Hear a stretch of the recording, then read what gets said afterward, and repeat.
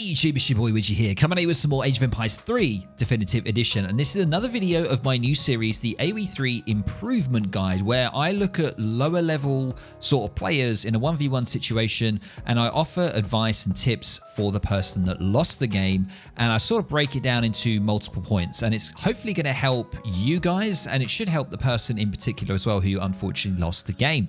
So this matchup is Otto versus Sweden, and it is Scorpion versus Lord of Anxiety. Now, I'm going to put their decks up now and also the map that's going to be played as well. And we're going to be mainly focusing on the Swedish player, Lord of Anxiety, because he did lose this game. So let's jump into it and let's see what happens. Welcome guys, you find me on the battlefield here between Lord of Anxiety playing as the Swedes on the right hand side of the map and Scorpion, the person that actually submitted the replay, playing as the Ottomans on the left side of the map in the pink. So guys, let's have a look and see what failings Lord of Anxiety had here, and also we also touch upon Scorpion a little bit. If we can find anything that's unusual, maybe a few errors here and there, we may offer some advice and tips for Scorpion. But let's mainly focus with the Swedish player here, Lord of Anxiety, and see what happens. So I don't really play Swedes that much, going to be honest with you guys, but I do know how they sort of work. Quite a straightforward civilization, especially for this sort of ELO range, which is 1250. So we're looking at about 1250 ELO game here. And we are going to be seeing two torps going straight down right next to the nearest gold mine here, which is absolutely fine. I think sort of the plan is when you go into transitions, so from age 1 to age 2, you kind of want to peel one villager off to the north, one villager to the south, and start getting your torps down on the mines around here, for example, maybe one here, and start spreading out across the map. So that's kind of the plan. We'll be seeing the decks or what choices they go with very shortly. And we do see Lord of Anxiety here is going to be trying to grab this treasure here, giving 105 XP, which is going to be absolutely nice because it's probably going to get him halfway to the next card that he needs. And let's have a quick look at Scorpion while that's happening here. So Scorpion securing a TP, mosque and house. Very sort of standard opening for TP maps for the Ottomans. So nothing unusual there for him. And we do have the decks available, of course. So we've got 1v1 T here, which is probably for land, potentially. Nothing hugely unusual here. We do see that the Barbary Corsairs here. That's an interesting card that you don't normally see. Normally see Mamelukes or something like that. We do have this Sublime Port as well, which is a very unusual card as well to have in a 1v1 situation. But let's have a look at Lord of Anxiety, of course. So let's have a look. So we're going for 3 vills first. We've got the Blueberries in. We've got the Engelsberg Ironworks. We don't have the 4 torp card, which is interesting. Now, that's something that I think's kind of crucial for Swedes now, which is you get the 4 torp wagons that come out, and you can basically build 4 torps from them right away. So it's a really, really nice card if you're going for an early boom of torps. And we don't actually see that card in here at all. Of course, the leather cannons is a really nice one to go for. We do see hand infantry and hand cavalry attack. That's a very unusual card to have in a Swedish deck. I don't normally see that. But let's just see how this goes. Let's see what's going on here.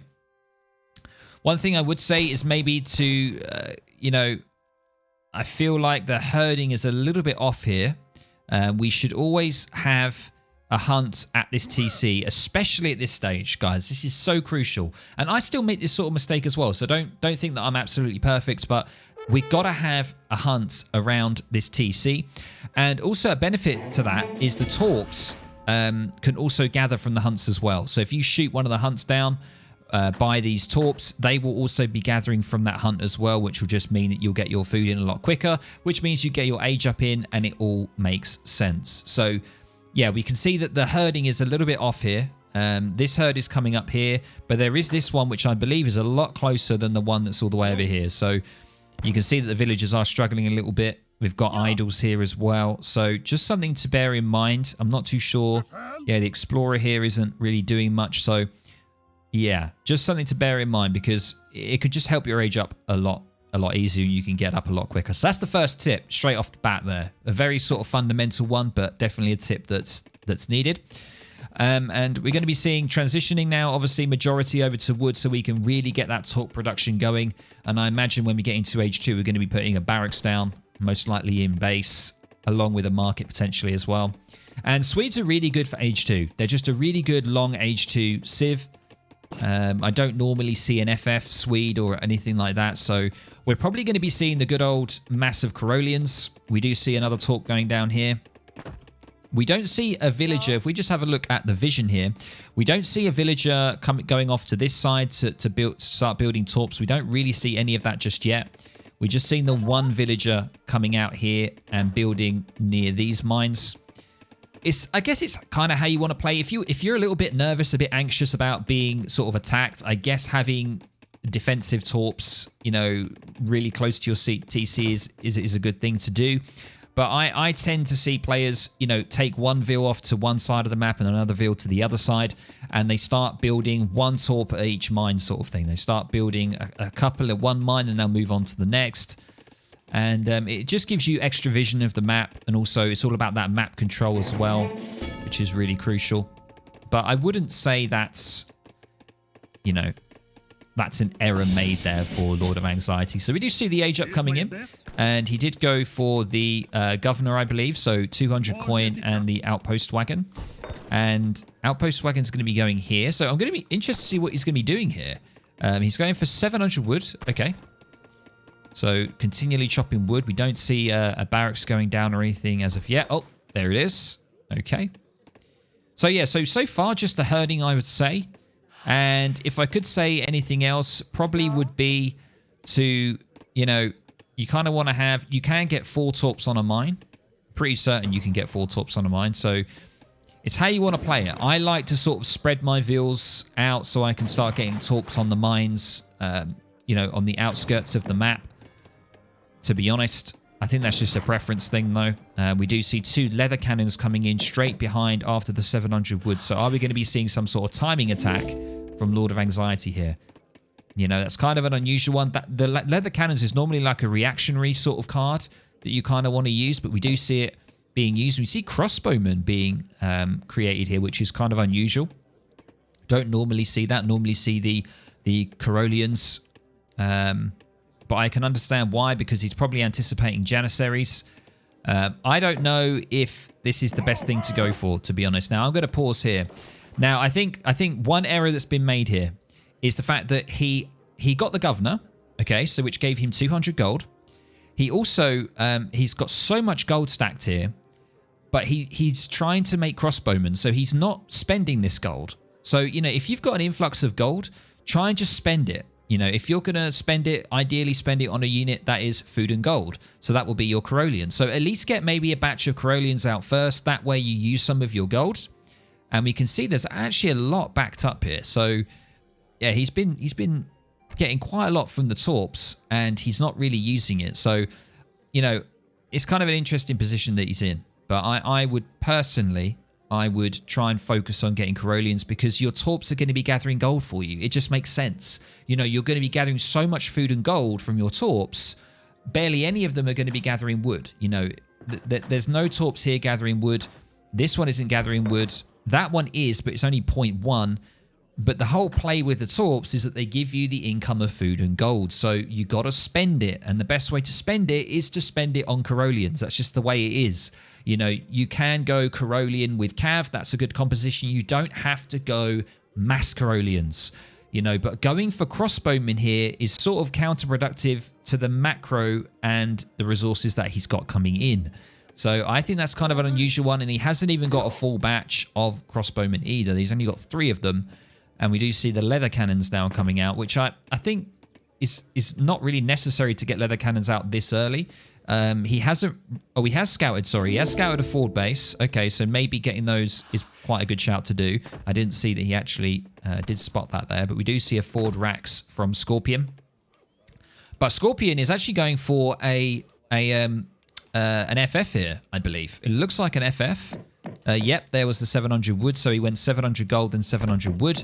So he's kind of put this barracks out here, kind of like a fake out, really. He's kind of faking that he's being aggressive with a forward base. And, you know, Lord of Anxiety is actually, you know, reacting to that. And what do we see? What do we see that he has? He's only got 2 leather cannons and 4 crossbowmen. But now he's deciding to make the Corollians, which is the good choice. Also, something that I've noticed that he hasn't got blueberries. He kind of wants to get the blueberry card because blueberries are gathered much faster on the torps. If I'm correct, you should be going for that. And also the Engelsberg Ironworks is also another card that's actually quite good for torps as well, which he hasn't got. He has got 11 torps, so he hasn't maxed out on them. But yeah, definitely getting in. He should have got in the wood, I think. I don't think going for the leather cannons was the best thing. I think he should have maybe scouted first to see what kind of build Scorpion was going. You know, Anxiety has not scouted. And guys, I've got to say to you, this is point number 3, definitely, is scout the base around the time that you age up. Because when you go into age 2, scouting the enemy base is so crucial because you can see what they're macroing. So we do see now Lord of Anxiety is pushing out. He's feeling pretty good, but he is going to realize very shortly that Scorpion's going to age up, and there it is. Scorpion is now in age 3, and he's going to be successful with this push here, but we're going to be seeing some scary troops coming in, and most likely the Jads are going to be upgraded soon, and the Swede player may be in a little bit of trouble here. So we do see some Abbas guns, which are going to be a great counter to his Corollian, so he just needs to be careful there. Also, guys, remember, Abbas guns do siege damage, so they are actually good against other siege units. They're good against leather cannons. They do quite a bit of damage to them, so just bear that in mind when you do play Ottomans. And what do we see here? So we do see now an artillery foundry going down, so definitely staying in age 2. And what else can we see? A stable's going down, so a lot of military buildings going down. Do we have the resources to produce from all of these buildings? I'm not too sure. We do now see finally the blueberries coming in, which is good to see. And we've got 14 torps, so he's still building those torps, which is good to see. He's got 4 there, which is nice. He's got another ville going on over here, but he's got one here that's going to be building one at some point as well. So yeah, he's not doing too bad. I would say at the start was a little bit shaky, as I mentioned, around the herding. Around getting the crossbowmen out, that was a very interesting decision. And also around the leather cannons, preemptively getting them. I'm not too sure about that. He could have delayed that and got blueberries and got a way better eco earlier on, which meant that he could have been producing way more Corollians. We can see now that he's got leather cannons in production. Leather cannons cost you a lot of food and a lot of wood. A terrible amount of food. 300 food a pop. They are not cheap. And he's continuing to go for the crossbows again. And once again, look, what do we see? We see the gold stacking up. So he's not catering to his macro here. He's not catering to it correctly. He's just deciding to go more down a food and wood production, which is your crossbowmen and your leather cannons. But what he's not doing is he's not spending that gold. And all he's spending it on are hussars right now. And he needs to be getting Corollians out, or he needs to be maybe saving it to age up, because he knows his opponent is in age 3. And what's he doing? He's not pressurizing. This is another point, guys. He had the military advantage, and he should have pressed after he was attacking this barracks. He should have pushed through and tried to do as much damage as possible, because that's when your opponent is the weakest, when they've just aged up. They're still very weak. They don't have the resources because they've spent it on the age up. So you have that window of opportunity to do as much damage as possible. And I think Lord of Anxiety missed that opportunity. And that's what we're seeing now. Now we're seeing the upgraded Jans coming in. We see the Abbas. We see the 2 Falconets coming in, pushing his base now. And he's going to be in an awkward position here. And we're going to see how he deals with this. So let's see how he does. He's got a lot of cav. He's got 9 hussars now. He is spending that gold, which is good to see. Spending it on the hussars, which is nice. He hasn't maxed his torps out yet. And I'm pretty sure by now you probably should have maxed your torps, and he hasn't. Cav are going to try and go into deal with the Falconets, and one of them is going to make a connection, but it hasn't gone down. And the leather cannon is doing a good job here, but the Falconets pushing back. And the Janissaries are in a bit of an awkward position. We do see a pop of militiamen, which is really good to see. So trying to put as much effort into the fight as possible. But we got to remember, guys, we're dealing with age 2 units against age 3. And this is what we're going to see here. However, the Falconets were not defended particularly well.